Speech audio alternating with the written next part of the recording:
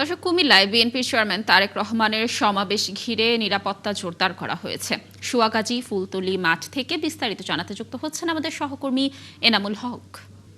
এনামুল, তারেক রহমানের সমাবেশ ঘিরে দলীয় নেতাকর্মী যারা রয়েছেন এবং যারা সাধারণ মানুষ তাদের সমাগম কেমন দেখছেন জানাবেন, এবং যারা স্থানীয় নেতাকর্মী রয়েছেন তাদের মধ্যে কি ধরনের উচ্ছ্বাস উদ্দীপনা দেখছেন জানাবেন সার্বিক পরিস্থিতি। লাবণী, আমি যেখানে দাঁড়িয়ে আছি কুমিল্লার সুয়াগাজীর ফুলতলী এলাকায় একটা উচ্ছ্বাস, তারুণ্য এবং যেখানে উচ্ছ্বাস চলছে নেতাকর্মীদের মধ্যে, মনে হচ্ছে যে একটা ঈদ আনন্দ। তবে ছাত্রদল বলছে আজকের এই আনন্দটি তারেক বসন্ত নামে তারা খ্যাত দিয়েছে।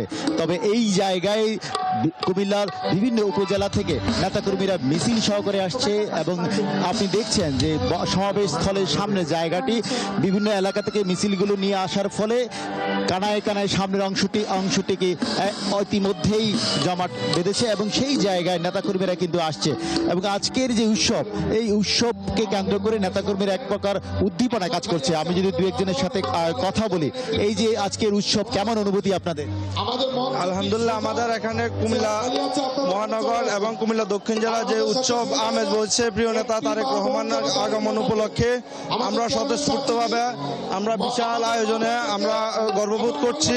তারুণ্যের অহংকার আমাদের যে নির্দেশনা দিবে ওই নির্দেশনা মেনে আমরা ইনশাল্লাহ দানাছড়াকে বিজয় করার জন্য স্বতঃস্ফূর্তভাবে কাজ করব। লাবণী, তারা বলছেন যে তারেক রহমান যে দিক নির্দেশনামূলক বক্তব্য রাখবেন, সেই দিক নির্দেশনামূলকের মধ্য দিয়ে কুমিল্লার যে 11টি আসন আছে সেই 11টি আসনে বিএনপির যে পতাকা, তারুণ্যের পতাকা, সেই পতাকা কিন্তু সেই বন্দি ধানের শীষের জোয়ার বইবে।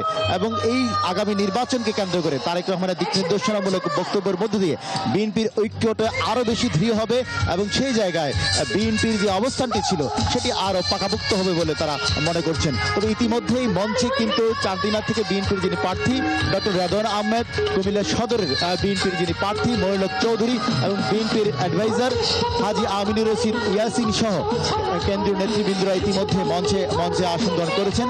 সেই জায়গায় কুমিল্লা জেলা বিএনপির সাধারণ সম্পাদক আশিকুর রহমান মাহমুদ ওয়াসিম বলেছেন যে এই সভাস্থলে তারেক রহমান আসার আগ মুহূর্তে সভাস্থলটি কানায় কানায় ভরে যাবে। ইতিমধ্যে বিভিন্ন উপজেলা থেকে কিন্তু মিছিলগুলো আসছে এবং হাতে তাদের পতাকা, মাথায় তাদের তারেক রহমানের সেই চিহ্ন, সেই তারা দেখছেন। ইতিমধ্যে তার তরুণরা, ছাত্রদল, যুবদল, স্বেচ্ছাসেবক দল এক উৎসবের বন্যা বয়ে যাচ্ছে কুমিল্লায় এবং এই উৎসবের বন্যাটি আগামী তারেক রহমানের দিক নির্দেশনার অপেক্ষায় আছে।